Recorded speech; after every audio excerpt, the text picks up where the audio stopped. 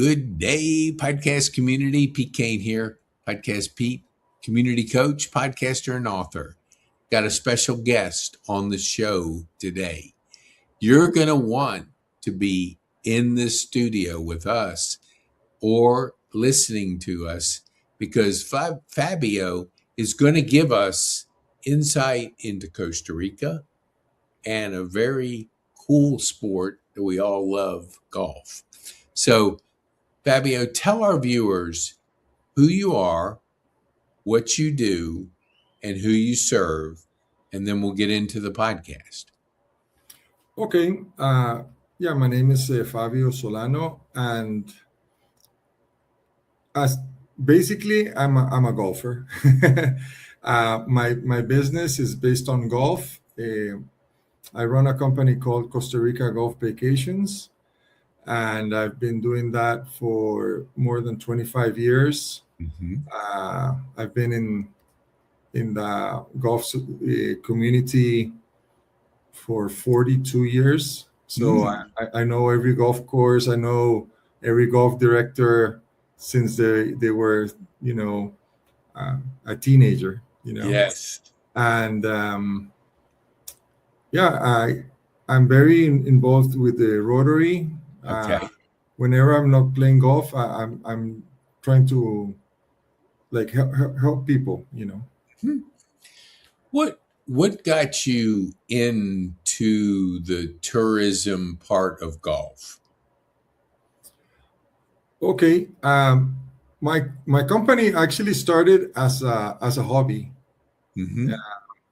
I was in the Costa Rica Golf Association board, and I saw that this was like in 2001, and I saw that there was a need for a technology in the golf courses. They were using Excel sheets to book tee times and stuff like that.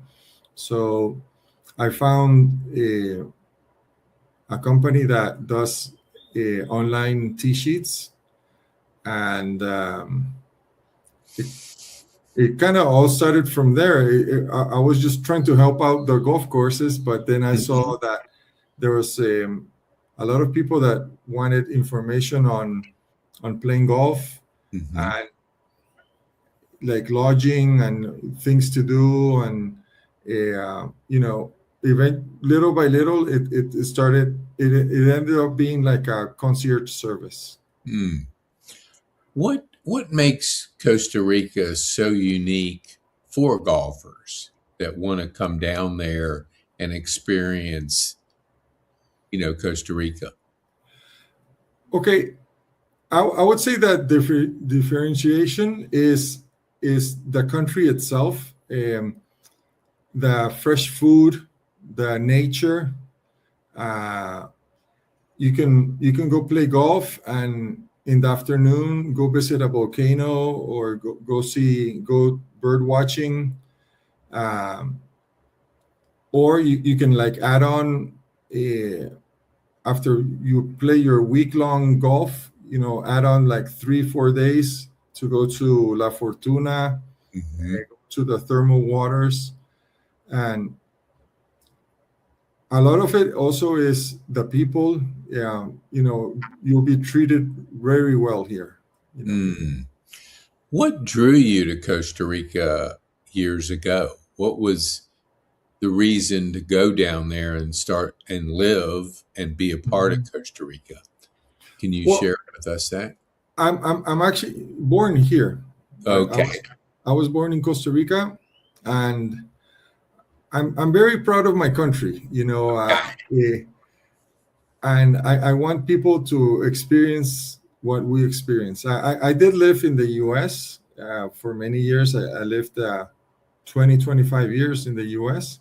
In Kansas, Atlanta, and New Jersey. But after a while, I realized that the lifestyle, everything surrounding living in Costa Rica was, I couldn't pass that up.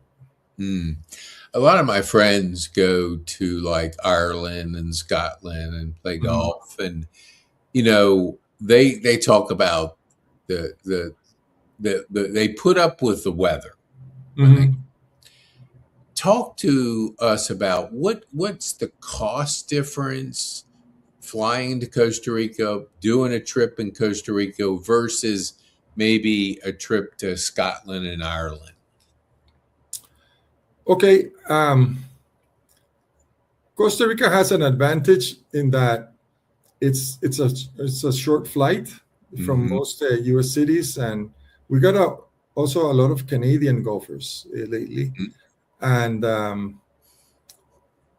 the cost of the flight ranges from like 500, maybe 600 from like Boston. So it's an easy option, uh, and the weather, it's always nice here. It's always San Jose is 75 to 85 degrees all year, and uh, over by the coast it might be 90 degrees, but it's not this suffocating like high humidity, so it's very pleasant. Yes. The total cost, I would say, for Costa Rica, we get a lot of people that just spend like a long weekend, so Mm-hmm. it's also like a very easy trip to choose. You don't have to go for like a week. You don't have to make this like a huge thing. So most groups of guys come in from Thursday to Sunday. You know. What would you say for people like myself? What's the biggest myth about Costa Rica that people have? Is there anything? The biggest myth lately, there's been some like news when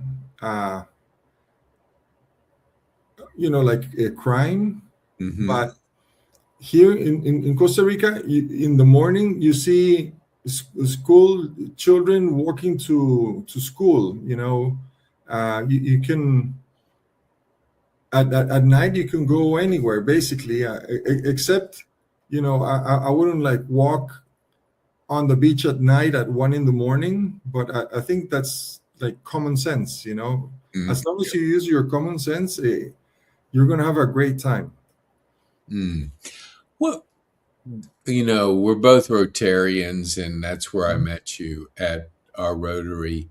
What got you interested and started with being a Rotarian, and why did you do it?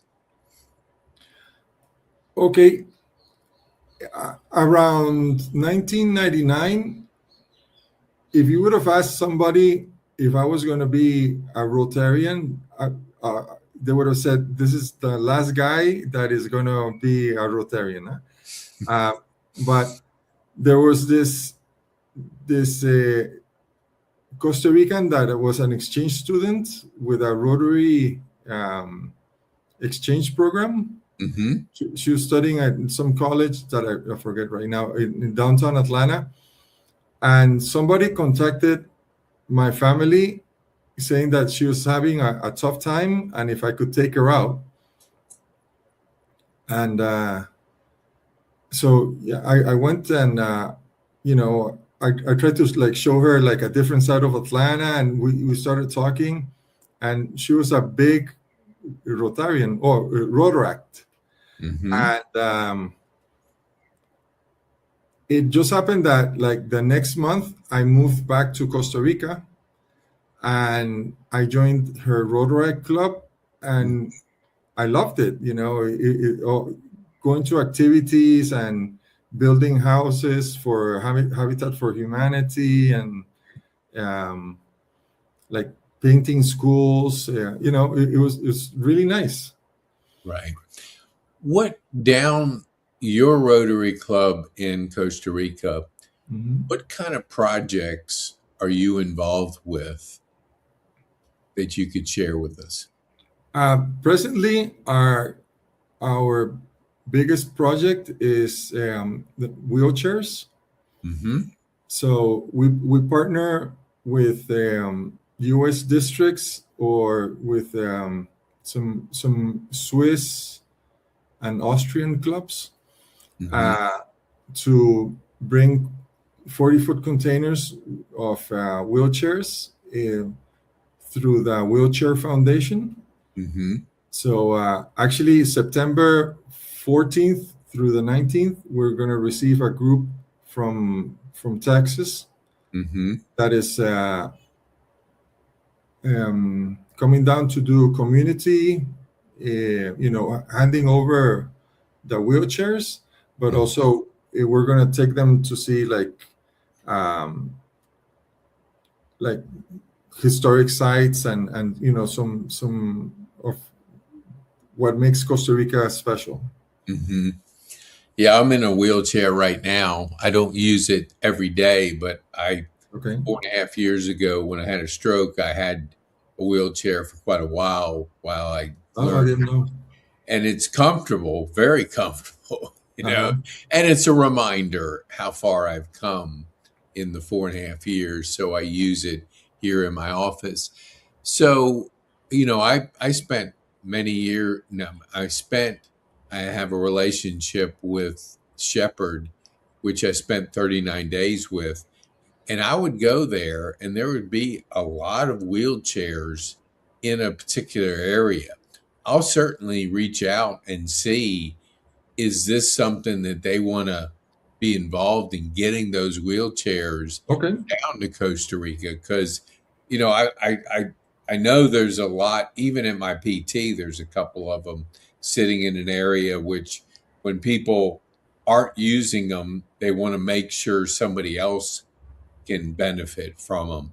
So they make them available. I'll do some checking to see, because I heard it when you were talking to Stephen, but it just started to register with me as you were sharing with me that that's what you do, and the It's incredible that the impact of like providing a wheelchair to yeah. somebody that has been we've seen people that hadn't left their room in 20 years. Wow. Yeah, so it's incredible because it's not only that person, it's the whole family, that is impacted. So we believe that this is a very worthwhile project that we have, and it's been going on for like a couple years. So it's mature. We have the procedures. We know how to import. Um, it's a bit more complicated since we're in another country, so it has to go through customs, but we have the know-how to get the people that really need it.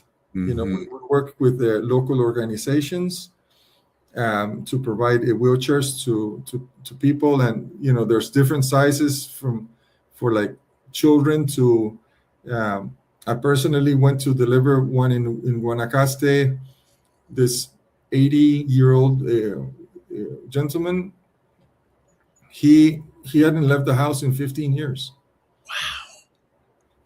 When you think of the freedom that provides him Mm-hmm. to be able to see the world, to see a world outside of his home, Mm-hmm. what that No, must and the mean people to him. around him, Yes. that's it's not just that one person. Yeah. It's five, six, seven people that are also in it with him. Yeah, that is really good. What, we learn through our life experiences. If you were to give advice to a 20-year-old Fabio, Hmm. what advice would you give a 20-year-old self? Well, I guess it would be to join Rotaract and start your Rotary life Yeah. as soon as possible, because um, you're gonna get a lot out of it. Hmm. You're gonna get personal growth. You're gonna do the business connections and stuff like that. But it's also like good karma, to help people. Yeah, yeah, you're right. Your heart fills when you're giving back to the community, and also with Rotary, for those that may not know the impact that Rotary makes around the world. I know went to the conference this past year, and there was a polio um, person who has had polio his whole Hmm. life come and speak to us, and to know that Rotary has practically eradicated polio around the world. Yes. And when you know and see somebody that has been affected by polio, almost like what you shared with that person that hasn't left his house in Hmm. 15 years, living a life on the ground, and he came into the room he was speaking, basically crawling to get to the stage, and you got a sense of what is life like when you don't have the mobility of your legs and you Hmm. have to get around, the area by just scooting and moving around without the flexibility, without the movement of our legs. You really got to see what Rotary has done to get rid of polio around the world through Yeah. the Incredible. yeah. What I know you came here and you've been in Atlanta for a month or two. Uh-huh. What's here that got you to come to the Atlanta area or back to the Atlanta area? Well, my family moved like in 1991, I think it Hmm. was, and we've been in the Kennesaw area for that long. And so I was basically visiting family, and Hmm. I love the area because the house is like right beside Kennesaw Mountain National Forest. Yep. So you get to go walk up the mountain, or you can go like bicycle a Silver Comet Trail. I love hiking. Hmm. Yeah, Yeah. but last Friday I flew back here to Costa Rica. I'm in Oh, Costa you Rica now. did. Yeah, yeah, You're back in Costa Rica? yes. Oh, dang. Oh my gosh. Well, we're going to miss you up here because it's funny because introducing you, we don't introduce you because you're kind of like a part of the Rotary Club, Mhm. knowing so many people and knowing, having got a chance to be with you for those many weeks. Oh, that's really what would you say? Because there's these things about healthcare. How Uh-huh. is the healthcare in Costa Rica? Hospitals, access to doctors, things that older people, think more about. What's it Okay. like down there? Well, Costa Rica has government-run healthcare, Mm-hmm. and they also have private hospitals.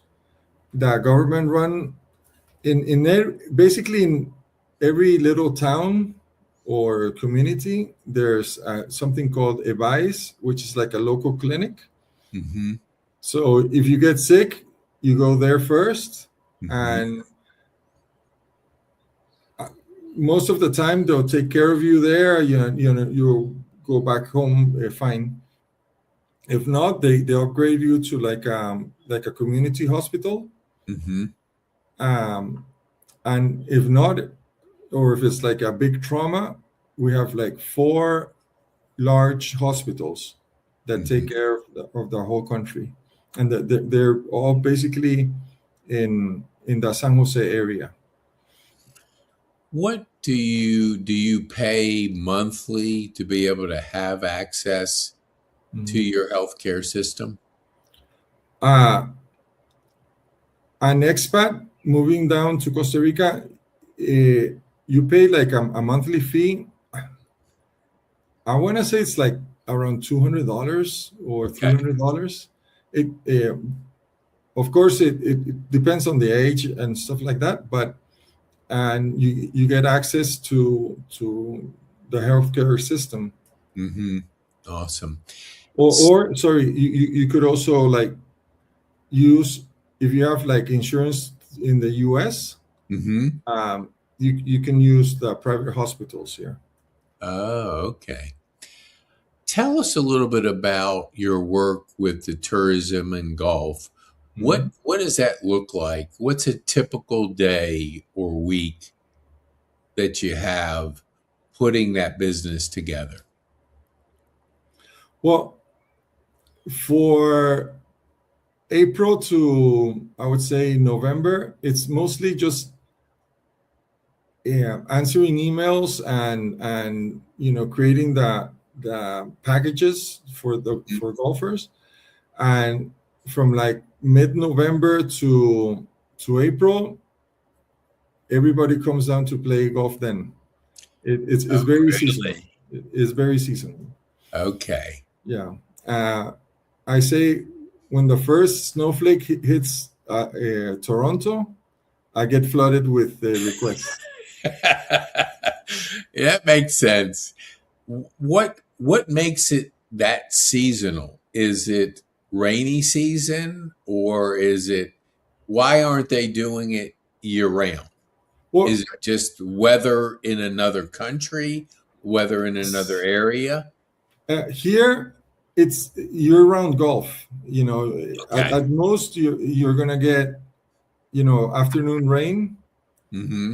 but when it rains, it rains. It's quite strong rain, Yeah. but I think it's more that people take advantage that it's good weather up in Canada or up in Wisconsin, Yeah. up in Ireland, Scotland, and you don't want to go play golf in January in Scotland. That is true. What got you involved in golf? Did you grow up as a young boy playing golf and then you just kept it My going? my father plays golf, Mm-hmm. and when I was like about 13, 14, I started playing. Our house was like on a golf course. Uh-huh. So every day after school, I would go play 3 holes and chipped in the 14th green at my club, Cariari. That's the time I started golf too, because I was playing baseball and I couldn't hit a curveball. So I figured a ball that would sit on a tee and wouldn't move Hmm. might be easier to hit. So, and Yeah, then I got that fever. Hey, no, it's going sideways, and yeah, there's that awkward stage that you go through when you're learning golf. That if you get through that stage, it's an absolute beautiful game. What do you like most about golf? it's a test of your personality. Hmm.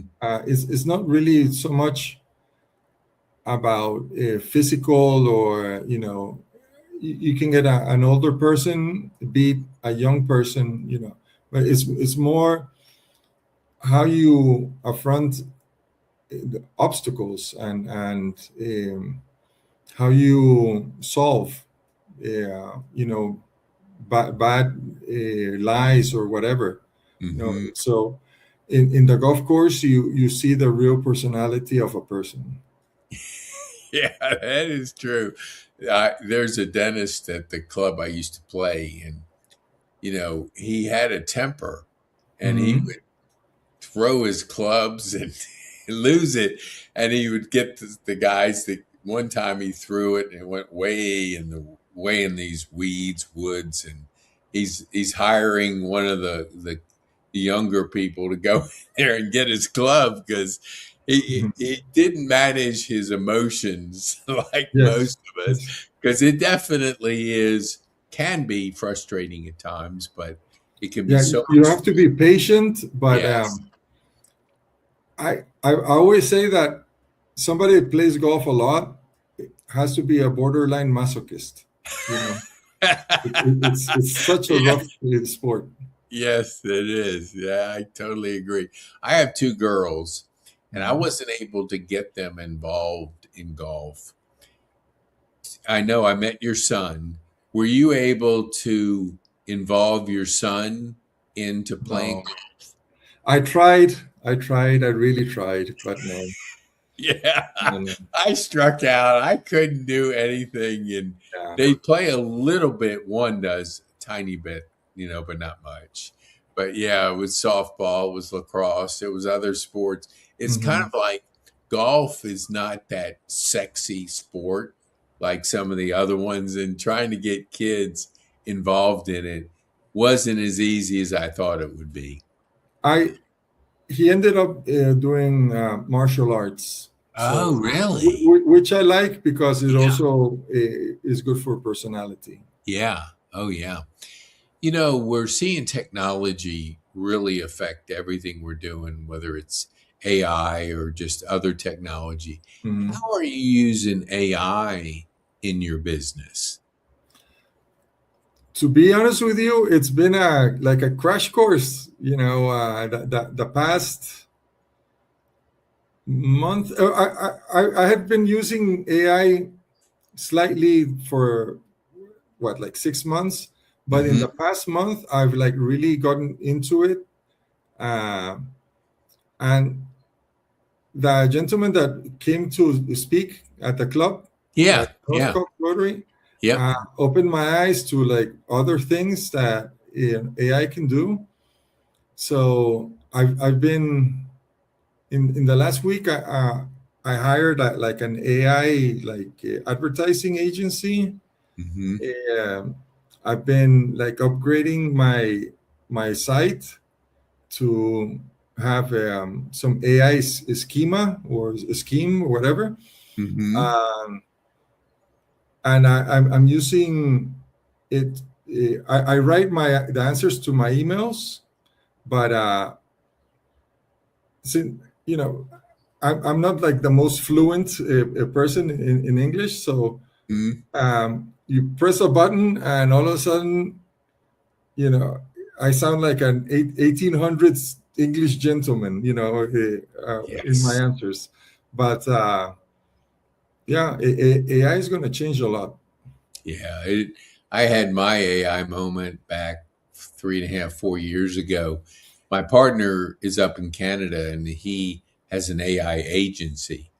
So Hmm. he would say, Pete, what are you doing? How are you using AI? And I said, I don't have time for that. And then I was putting together my first course years, 3.5 years ago. And so I gave AI a prompt and I about fell out of my chair. I mean, Hmm. what it gave me would have taken me months and months to put together. Now it's like every day I'm using it, and Yeah. even to the point which this was kind of somebody shared this with me about 6 months ago. I since my stroke I type one-handed. I probably did most of my typing one-handed even before, but he shared whisper flow, which now I hit two keys, I talk, and if Hmm. I'm saying like send Fabio an email on golf, no, no, send him on Rotary and make sure it's on the wheelchair. No, no, not the wheelchair, the other project, and it corrects as you're talking. So Hmm. then where you used to have to edit, you don't have to. It comes out as a natural flow of what you want as an outcome. And it saved me so much time. Hmm. Do prompts for AI, when I do prompts for email, when I do anything that involves typing, I'm Hmm. now just talking and it's Well, given. just this morning, Yeah. I read a book called Meditations of a Stoic, Yeah. and I input the phrase for the day, and I have a discussion with my AI. Well, I ask it things, and yeah, it really. I have a much deeper like knowledge of just like this little saying that the book had. Yes. And right before I logged in to your blog, um, I went in and to the world ranking, golf world ranking, Hmm. and I took screenshots of the top 1,200 players, and it was like five different screenshots. So I went into AI and I said, create an Excel file and organize it by country Whoa. from an image, and it did. Yeah. It is absolutely amazing. I was a slow reader in school and Hmm. didn't do very well in school. Being dyslexic and ADD, I just didn't comprehend very high. But Hmm. now I'll take like a book that I want to read. I put it in the chat GPT and I say, give me the 10 major points based on my interest level. Then I put it in a Notebook LM and it produces a video, a podcast, a screen, a slideshow, and then I speed read. And Hmm.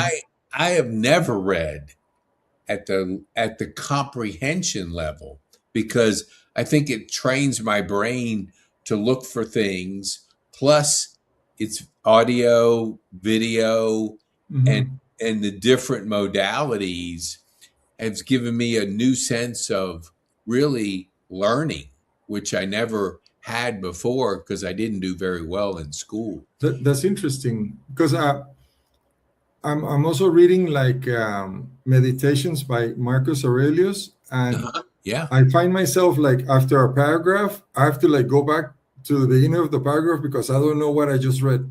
So maybe I'll use AI to like really focus, keep me focused because I Yeah. start thinking about other things, you know. Oh, I'd say that's so true. I would read a page or two and go, "What the heck did I just read?" Hmm. Hmm. And now I think it just I've heard that your brain is like a bunch of dots connecting, and that's how it learns. It's connecting this thought with this thought, and it's going around.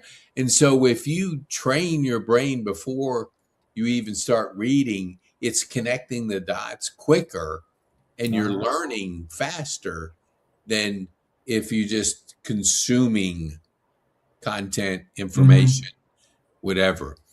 What would you say when you look at the future with everything going on? What are you most excited about? Wow.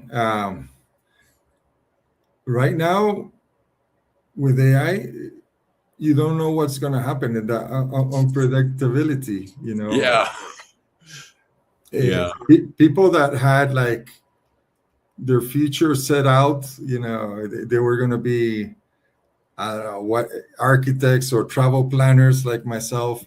Oh yeah, I can do that for many years, and now with technology, I don't know if within a year, you know, I'm going to be washing cars. I don't know. I know. It is kind of it's like the wild wild west of learning and figuring out, and Mhm. it's hard to know what that is going to look like because it's changing so fast. Mhm. I have a strength in my golf game, and it was a short game. Yes. What is when you look at your game? Where is your strength in your golf game? I would say that the strength in my golf game is more mental Really awesome. because I'm very strong in match play, Mm-hmm. and it I get like a killer instinct, you know. When I'm playing against somebody, Yes. several times around, you know, I'm over that putt or that chip or that approach shot, and I'm saying to myself, if I make this, it's this is going to destroy him, you know. So I like I focus more on my shots Yes. and stuff like that. When I'm just playing metal play, Yeah. you know, I just go to up to the ball, and you know, I sort of focus, but not really. But Yeah. in match play, it's so different. So that in match play, I'm another golfer. You know, it's interesting you're sharing this because I don't play anymore, but I am the same way. When metal play, I never did very well in the championships at my club in metal play. Hmm. But match play, you're right. It just tends to get you more focused. And I Hmm. do believe, like you do, I love to get in people's heads Oh yes. because and I would say the same thing. Drain this putt, and it's going to send a chill up and down the spine. Yeah. And so I watch people. I watch the reaction. I like to just kind of mentally win as Hmm. opposed to, yeah, I totally, you just got me all excited because there was so many times I would come from behind. And once you do that, you get in that person's head. And it's beautiful to see because, it's fun. It's fun to Hmm. compete, but it's also fun to mentally compete in a game. How do you use that besides on the golf course? Do you use the mental part of business like you do with golf? Huh. With with my business, I take it very easy. You know, right now I'm doing this AI thing because I'm more. It's awful to say I'm a bit more like reactionary, but Hmm. historically I've always been open, kept my eyes open to opportunities, and um, even from college, I've been more of a entrepreneur than I don't like to work for other people. Hmm. But right now, I'm like very focused on like upgrading my business to confront this AI thing, you know. Yeah. But I would say I focus more like when I'm playing golf. Yeah. Yeah. I would get up early, work hard, and then I'd go out 5 o'clock at the end of the day, play with my Hmm. friends. And, just the camaraderie, the fun, the excitement, Yes. the Nassau bets and just things Hmm. that just get you, at a level of just fun and competition.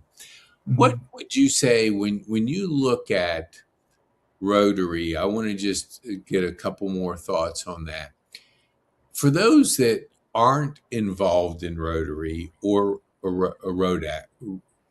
interact, you know, what would you say? Give us a little bit deeper or another explanation for those that don't know what it's about, Hmm. and if you're sharing with them what it's meant to you, what would you say to them? Well, Rotary is a bit more of what you want it to be. There's people that just go to meetings, and you know they have their friends there, and you know they go back home and they disconnect their Rotary mind. But you can go all out, and have it be a permanent part of your like daily life. You can be involved in creating committees and thinking of new ways of helping, and Mm, Rotary gives you the ability to help. mm, It has so many like funds and grants, and uh, I wanted to share it with you. This isn't about what you just asked me, but I want to, or maybe it is. Uh, every time I've gone to travel, Uh-huh. uh, one time in Peru, one time in Belgium and in Scotland, I contacted the local Rotary Club there, Really? and they had somebody, sometimes the president of the club, meet me at the airport, take me like around the city and give me a tour. Mhm. Had dinner at their house. You know, it isn't just a bunch of like nameless people Yeah. in a club. If you want it to be, it's like a fellowship. You know, it's so nice. It's so nice, Yeah. and so it's a way to like do community service and all those things, but it's also very personal. Yeah. Yeah.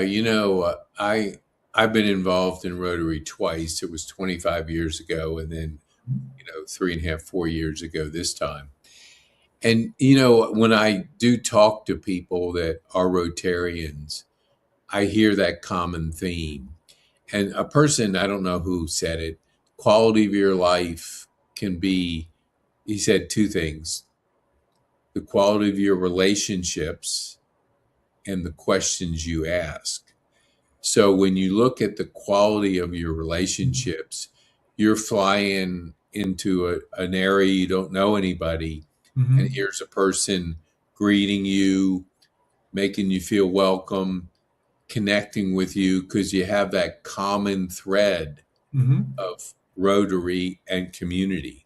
And it's just, where can you find that? Anywhere, because of all the Rotarians around the world, that option is available to you. And you can have those conversations about, what's going on in your Rotary. What do you do different? What impact are you making in your community? Hmm. I want to be respectful of your time. Tell our viewers, I have one question after this. Tell our viewers, how can they get their, a lot of my viewers are golfers.